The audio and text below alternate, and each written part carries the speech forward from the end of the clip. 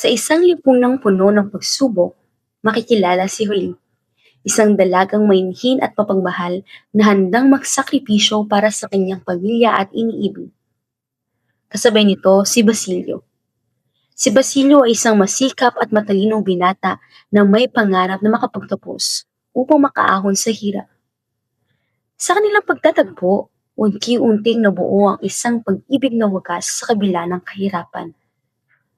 Ang kanilang kwento ay sumasalamin sa katatagan ng puso sa gitna ng mabait na realidad ng buhay. Basilio, balang araw makakamit din natin ang ating mga pangarap. Oo, Huli. Pinapangako ko sa iyong magsusumikap ako. Mag-aaral ng mabuti.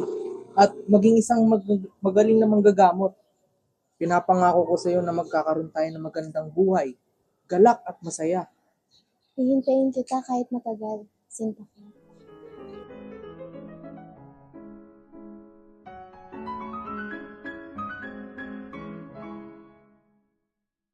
Basilio, en nombre del gobierno, Wala akong kasalanan. ikaw ay inaaresto dahil sa pagpapakalat ng mga kartel sedisyoso. Bitawan ninyo ako. Si Lienzo, sumama ka o papatayin ka namin dito. Vamos! Hindi ito makatarungan. Tulungan ninyo ako. Sa loob ng piitan, unti-unting nawalan ng pag-asa si Basilio. Ikinulong siya dahil sa paratang na siya ay sangkot sa paghimagsik. Sa malamig at madilim na selda, araw-araw niyang dinadala ang bigat ng kawalang katarungan at pangungulila. Ngunit sa kabila nito, pilit niyang pinanghahawakan ng alaala ni Huli bilang tanging liwanag sa gitna ng kanyang paghihirap. Upang mailigtas si Basilio, napilitan si Huli na magsakripisyo. Sa gitna ng matinding pangangailangan, sinantabi niya ang sariling dangal at kaligtasan alang-alang sa kalayaan kanyang iniibig. Pitpit ang takot at pangamba. Pinili niyang harapin ang mapait na kapalaran. Umaasang ang kanyang sakripisyo ay mabubunga ng pag-asa para kay Basilio. At sa isang kapalit, Huli.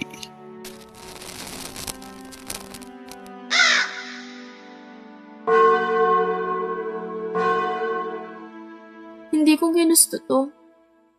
Hindi ganito ang pangarap ko para sa sarili at sa pamilya ko.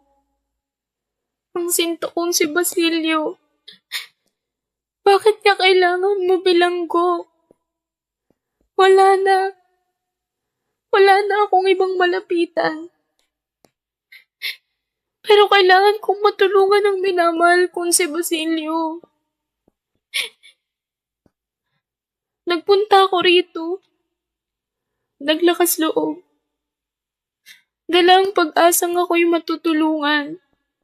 Pero bakit ganito ang ginawa sa akin ni Padre Camora? Walang awa niya akong binaboy sa harapan ng Diyos. Hindi ito ang tulong na inaasahan ko. Wala na akong matatakbuhan. Si Basilio lang ang dahilan kung bakit hanggang ngayon ay kumakapit ako. Ngunit, kung babalik ako na wala ang nagawa, ano pa ang haharapin ko? Kahihiyan, sakit, at panghuhusga. Mali ba itong iniisip ko? Diyos ko, kasalanan ba itong gagawin ko? Basilio, patawarin mo ko, sinta ko. Hindi ko na kaya. Pagod na ako. Gusto ko na lang ng katahimikan kahit sandali. Kung ito lang ang paraan para makawala.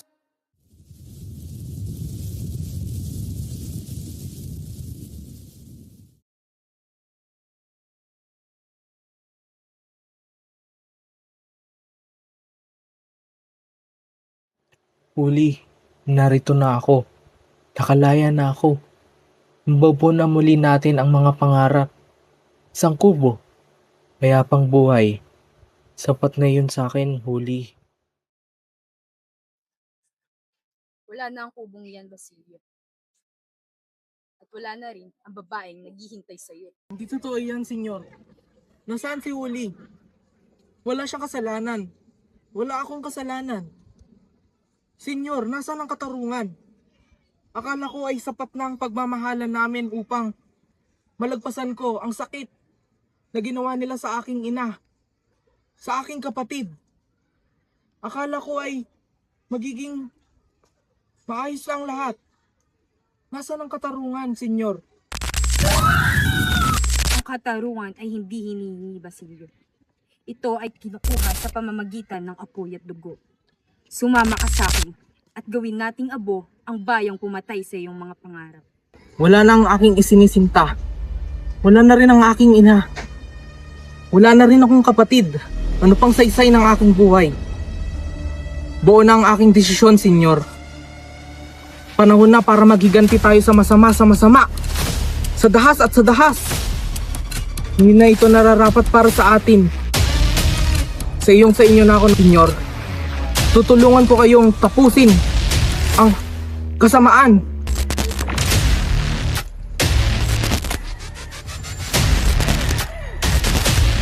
Desisyon mo yan, Basilio. Ikaw ang bahala.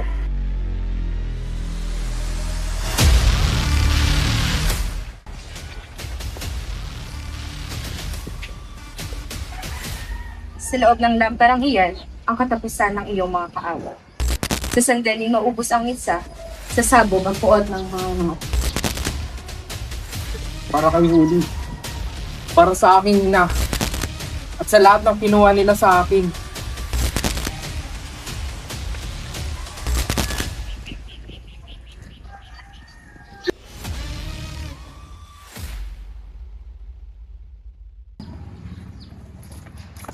Hoy, si Dani. Basilio! Anong ginagawa mo rito? Kailangan kong pumasok. Kailangan ko pa rito si Paulita. Huwag ka nang pumasok diyan, kaibigan. Yan ay isa ng libingan simula ngayon. Anong sinasabi mo? Inubos nila lahat ng nasa akin. Merong mitya.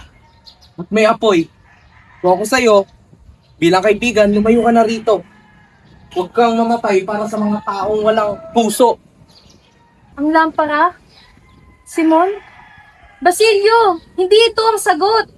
Wala akong pakialam. Pinatay nila si Huli. At gusto mong maging katulad nila? Mabuti ka, Basilio! Huwag mong hayaang maapektuhan ka ng mga pang-api nila! Bahala ka sa buhay mo. Iligtas mo sila.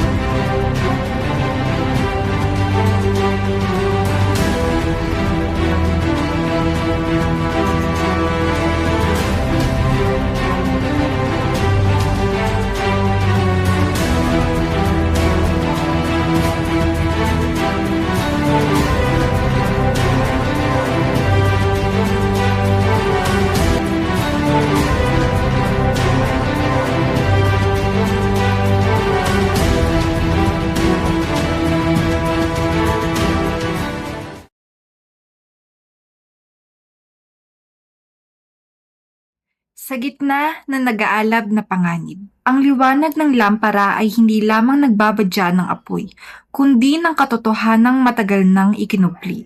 Sa puso ni Basilio, naglalaban ng takot at konsensya. Sa bawat sandali, ang katahimikan ay napapalitan ng sigaw ng budhi. Sa kanyang pagtalikod sa paghihiganti, Pinili niyang iligtas ang buhay. Isang pa siyang hindi lamang laban sa apoy, kundi laban sa dilim ng kanyang sariling galit. Ngunit sa mundong pinagaharian ng kapangyarihan at kasakiman, ang kabutihan ay may kapalit, at ang pag-asa ay madalas sinusubok ng tadhana. Hindi lamang isang tahanan ang muntik nang masunog, kundi ang kinabukasan ng mga pusong naghahangad ng pagbabago.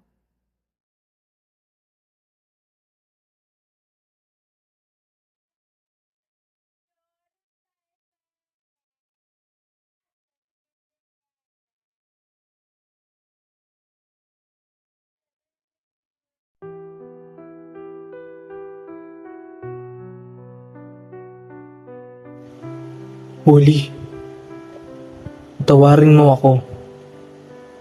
Nabulag ako ng dilim. Akala ko'y hustisyang pumatay. Ngunit, mas masahol pa pala ako sa mga kaaway ko. Isang doktor? Isang doktor na nangakong magligtas ng buhay. Ngunit, handang kumitil ng daan-daan. Walang kalaban-laban. Ano na ang nangyayari sa akin? Kailan ako naging ganito? Patawad, inay. Patawad, sisa. Hindi ko kayang dalhin ang bigat ng ganitong kasalanan. Hindi ko kayang maging halimaw na katulad nila. Tapos na. Wala na ang apoy. Wala nang paghihiganti. Huli. Ginawa ko ito para sa iyo o para sa sarili kong galit. Nung narito ka, napapatawad mo pa kaya ako? Hanggang kailan? Hanggang kailan tayo magtitiis? Hanggang kailan ang mga inosente ang nagdurusa? Habang ang mga makapangyarihan ay patuloy na nakangiti sa ating paghihirap. Kung ang kabutihan ay kahinaan ng mundo, bakit ito pa rin ang pinipili ng puso ko?